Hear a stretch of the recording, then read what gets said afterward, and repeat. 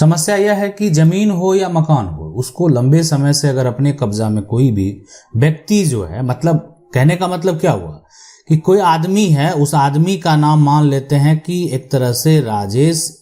है ना, शर्मा है। तो राजेश शर्मा क्या किया है कि इस मकान को लंबे समय तक अपने पास रखा है, या राजेश शर्मा क्या किया है कि इस जमीन को जो है अपने पास जो है लंबे समय से रखा हुआ है। लेकिन इस जमीन का जो मालिक है, कहने का मतलब वो मालिक जो है, उस मालिक का नाम जो है वो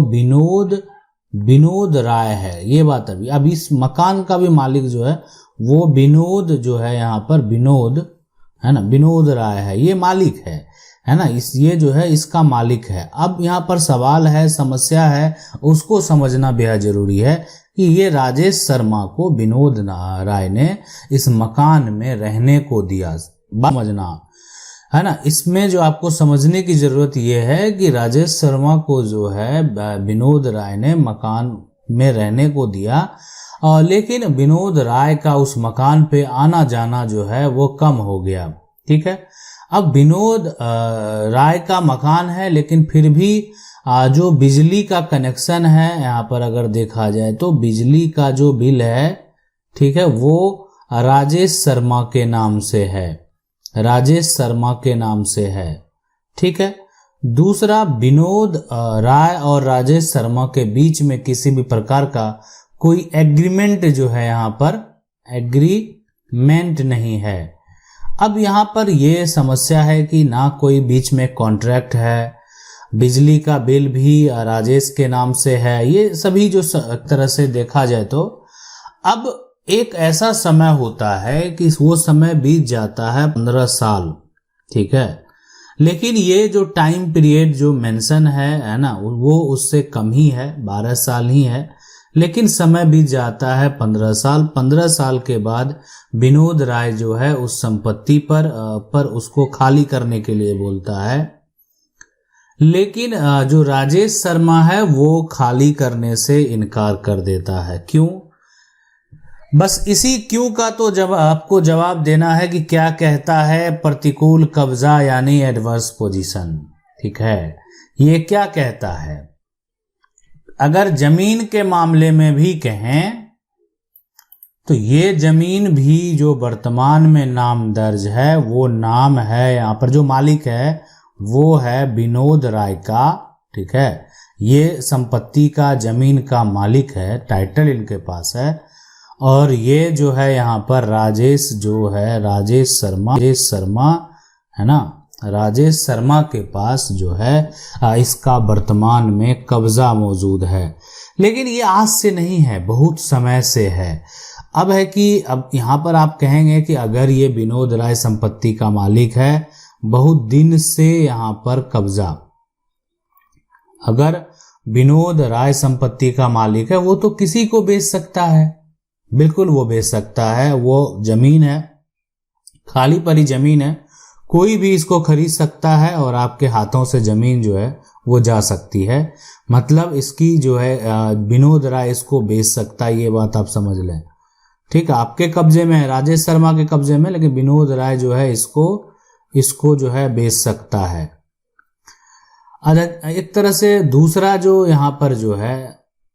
कि अगर ये जमीन तो इसका बिक्री हो गया और जो सामने वाला जो खरीदने वाला है उसका अगर म्यूटेशन कराता है, तो राजेश शर्मा के तरफ से अगर ये ऑब्जेक्शन लगा दिया जाए, बात को समझने का प्रयास करेंगे कि जमीन खरीदने वाला क्या किया कि एक तरह से म्यूटेशन के लिए अप्लाई किया,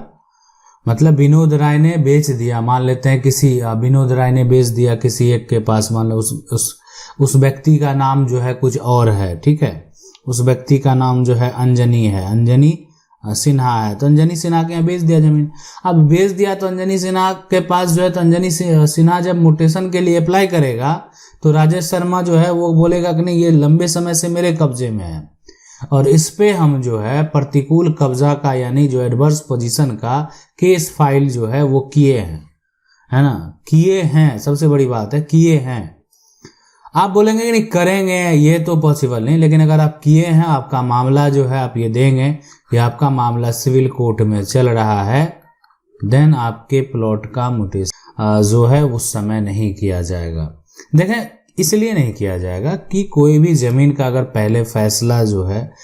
विवाह, एक तरह से मामला कोर्ट में पहले से लंबित है, तो जब तक उसका कोई फैसला नहीं हो जाता तो जो इसकी म्यूटेशन की प्रक्रिया है यानी उसको उस समय करना उचित नहीं होगा। इसलिए कि म्यूटेशन करने का मतलब होता है कि वर्तमान में जो कोर्ट में मामला गया है और उस समय जो संपत्ति का टाइटल जिसके पास था, मान लेते हैं उस समय विनोद राय के पास था, अब वो संपत्ति का टाइटल ही क्या हुआ, बदल गया। तो ये यहाँ पर जो है अगर ये आप एडवर्स पोजीशन का दावा कर देते हैं तो फिर जो है यहाँ पर ये म्यूटेशन भी रुक सकता है।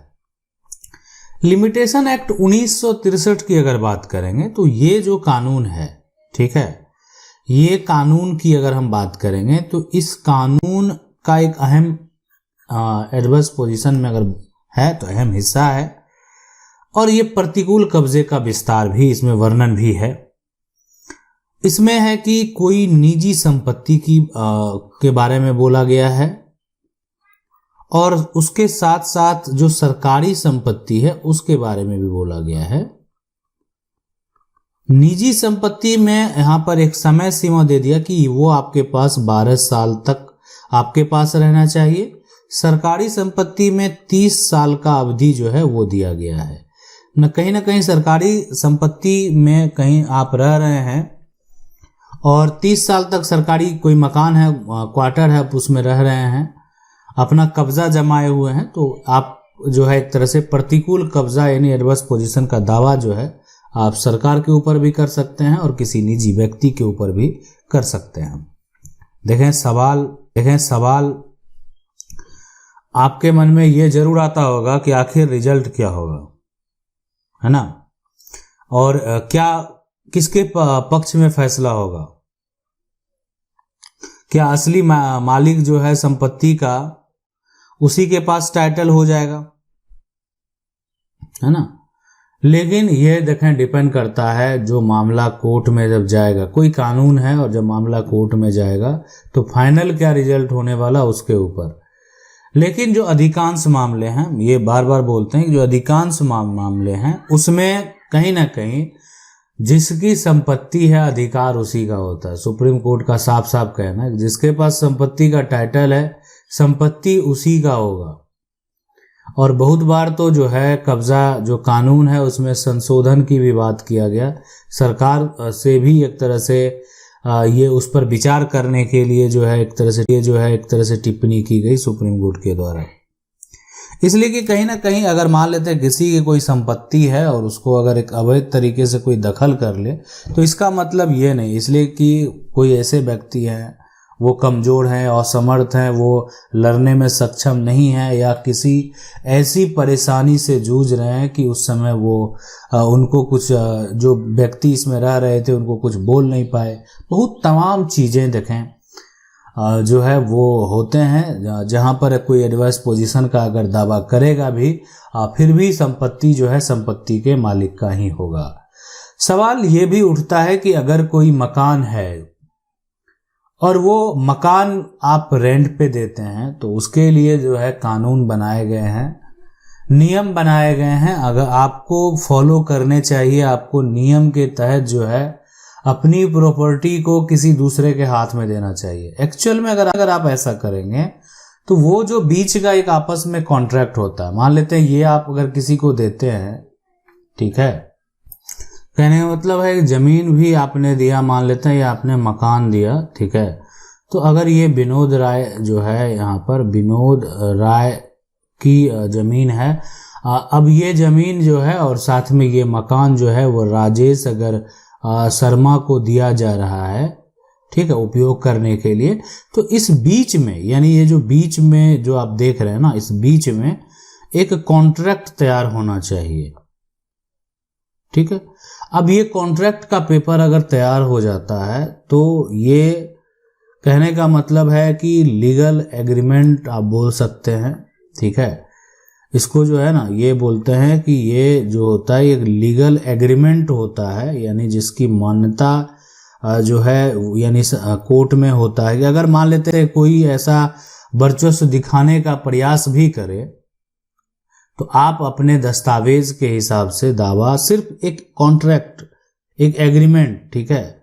यानी इसको इकरारनामा भी बोलते हैं, है ना, हिंदी में इकरार जो है यहाँ पर नामा,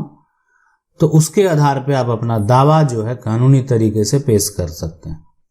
और आप अपनी संपत्ति को वापस पा सकते हैं और यहाँ पर किसी का कोई भी एडवर्स पोजीशन का दावा नहीं चलने वाला। ठीक है, आशा करते हैं वीडियो अच्छा लगा होगा। वीडियो को लाइक जरूर कर दे। चैनल को पहली बार देख रहे हैं सब्सक्राइब करके जो बेल आइकन है उसको जरूर दबा लें। मिलते हैं अगले वीडियो में, तब तक